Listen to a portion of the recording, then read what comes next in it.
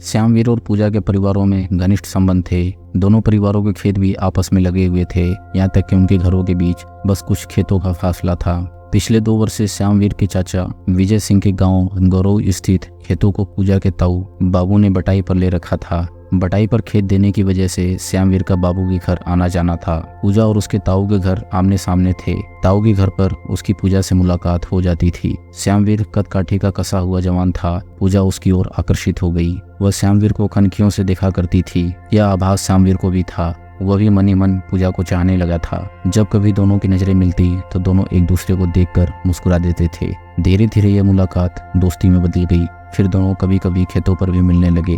दोनों ने एक दूसरे को अपने अपने फोन नंबर दे दिए थे। श्यामवीर धौलपुर में ऑटो चलाता था। जब वह धौलपुर चला जाता तो दोनों फोन पर बातें करते। श्यामवीर जब धौलपुर आता तो उसका मन पूजा में ही रमा रहता।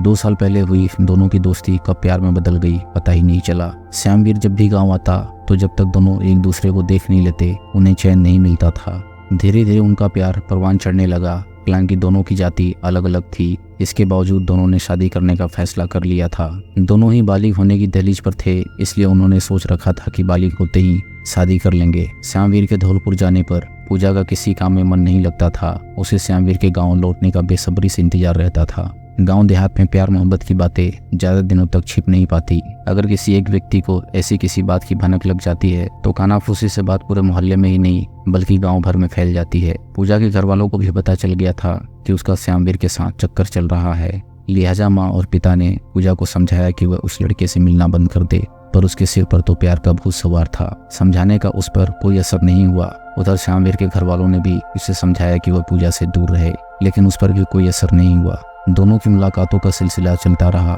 श्यामवीर ने सोच रखा था कि पूजा को अपने साथ ले जाएगा। दोनों धौलपुर में जाकर साथ रहेंगे, वहाँ उनका कोई कुछ नहीं बिगाड़ सकेगा।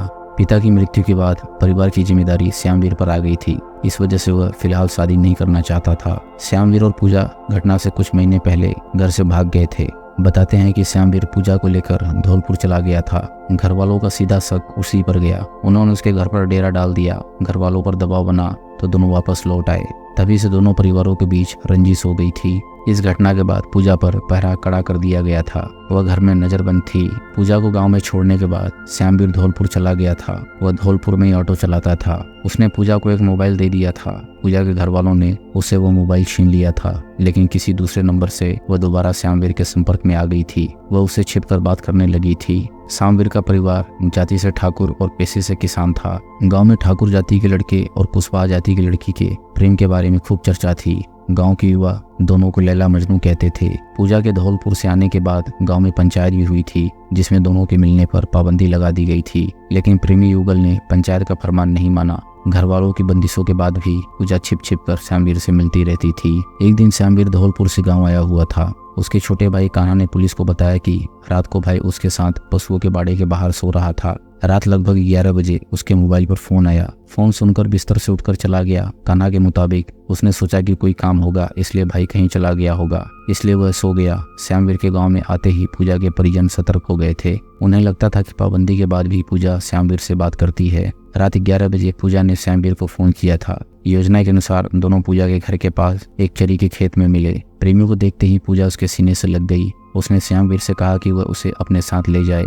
अब वह घर वालों की पाबंदी बर्दाश्त नहीं कर सकती। हमारी जातियां अलग होने से मेरे परिवार वाले शुरू से ही हमारी शादी का विरोध कर रहे हैं। अब वह उससे एक पल भी दूर नहीं रह सकती। श्यामवीर ने पूजा को समझाया, कुछ दिन की बात है, तुम्हारे बालिग होते ही मैं तुम्हें अपने साथ ले जाकर शादी कर लूंगा, फिर हम दोनों को कोई अलग नहीं कर सकेगा। रात 1:30 बजे पूजा के पिता मोहनलाल की आंखें खुली तो देखा पूजा बिस्तर पर नहीं थी। घर वाले उस पर पैनी नजर रख रहे थे। घर में उसकी तलाश की गई, लेकिन वह नहीं मिली। पिता ने सोचा कि पहले की तरह श्यामवीर के साथ न चली गई। रात में ही घर वालों को जगाकर यह बात बताई गई। इसके बाद पूरा परिवार पूजा की तलाश में जुट गया। दोनों घर से कुछ दूरी पर चरी के खेत में मिल गए तो दोनों को पकड़ लिया गया। इसी बीच पूजा की माँ मुनीसा और बड़ी बहन रूमिका भी वहाँ आ गई। पूजा को श्यामवीर के साथ देख क्रोधित घर वालों ने उसे पीटना शुरू कर दिया। पूजा ने उसे बचाने की कोशिश की।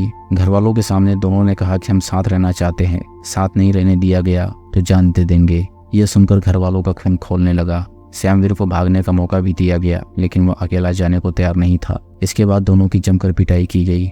दोनों ने एक साथ भागने का प्रयास भी किया, लेकिन उनके चंगुल से न छूट सके। पूजा के परिजनों ने श्यामवीर को लाठी डंडों से जमकर पीटा। उसे गिराकर उसका मुंह जमीन में दबा दिया। कुछ लोग उसके ऊपर बैठ गए और उसकी हत्या कर दी। पूजा श्यामवीर को छोड़ने के लिए चीखती रही, लेकिन सुनसान इलाके में उसकी चीख सुनने वाला कोई नहीं था। पूजा की आंखों के सामने ही उसके प्रेमी की हत्या कर दी गई।